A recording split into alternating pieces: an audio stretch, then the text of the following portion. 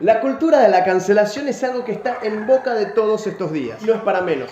A principio de año nos enteramos que no cancelaban a Pepe Le Pew y ahora la princesa de Disney Blancanieves por besar al dolape este. Bienvenido a tu momento nerd. Este es tu momento.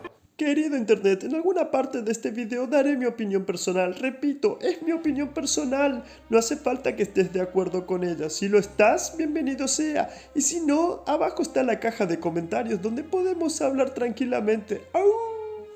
Como te estaba contando, esta semana se pudrió todo con el tema de la cancelación de Blancanieves.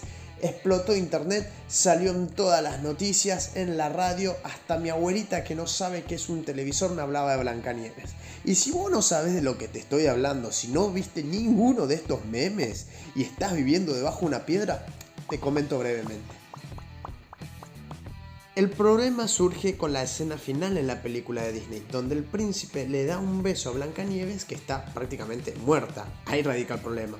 Más allá de ser una fábula o un cuento, el beso no es consensuado. O sea, Blancanieves no le dio permiso al príncipe de invadir su espacio personal y físico. Esto conlleva a decir que es prácticamente una violación. No. Bueno, sí. Estábamos hablando de una película estrenada en 1937. Claramente en esa época esto no se veía como un problema, como tampoco lo era en ciertas partes del mundo el sufragio femenino. En fin, las cosas cambian. Y todo esto se reavivó porque este año el parque de atracciones de Disney inauguró un nuevo show de este cuento de hadas, donde la parte del beso sigue igual tal cual como la original. Esto contrasta enormemente con los estándares sociales actuales. Y es que mirando hacia atrás, si observamos el catálogo de Disney, prácticamente todos ellos quedaron obsoletos. Ojo, obsoletos en cuanto a lo que se considera políticamente correcto o incorrecto. Por poner ejemplos, en Dumbo muestran afroamericanos esclavizados, y ni hablar del bullying realizado al elefante simplemente por ser distinto a los demás.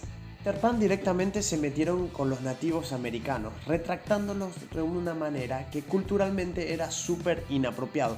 Lo era para la época, lo es para ahora.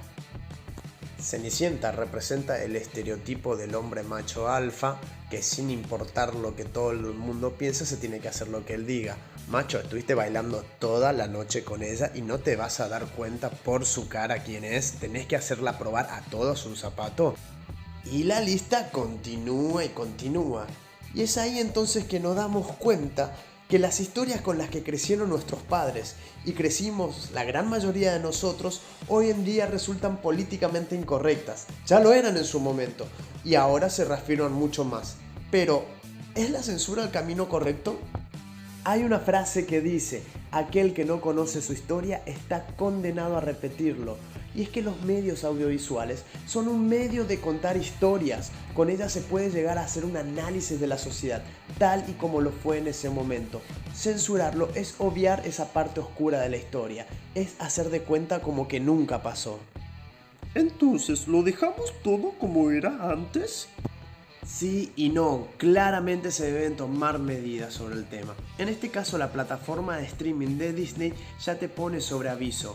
Antes de ver cada una de estas películas te salta un cartel donde dice que lo que estás por ver tiene connotaciones racistas, representan un estereotipo erróneo y maltrato a cierto sector cultural. O sea, se hacen cargo de su pasado y buscan concientizar con eso. Y si con eso no alcanza, ahí entramos en escena nosotros, los padres, hermanos, primos, tíos, adultos, responsables, que expliquemos a los niños que lo que están viendo es ficción, una caricatura, y no hay necesidad de llevarlo al mundo real. De esta forma, desde Pepe Le Pew, Speedy González, Johnny Bravo, clásico de Disney, animación de ayer, hoy y siempre seguirán siendo un puente del pasado con nuestro presente para poder construir un futuro mejor. Si llegaste hasta acá, ¿te gusta este tipo de contenido? Pégale una suscribida al canal, dale un me gusta, déjame un comentario, decime de qué te gustaría que hable para el próximo video y levantemos juntos los brazos y armemos la genkidama más nerdística de todo YouTube. Peace out.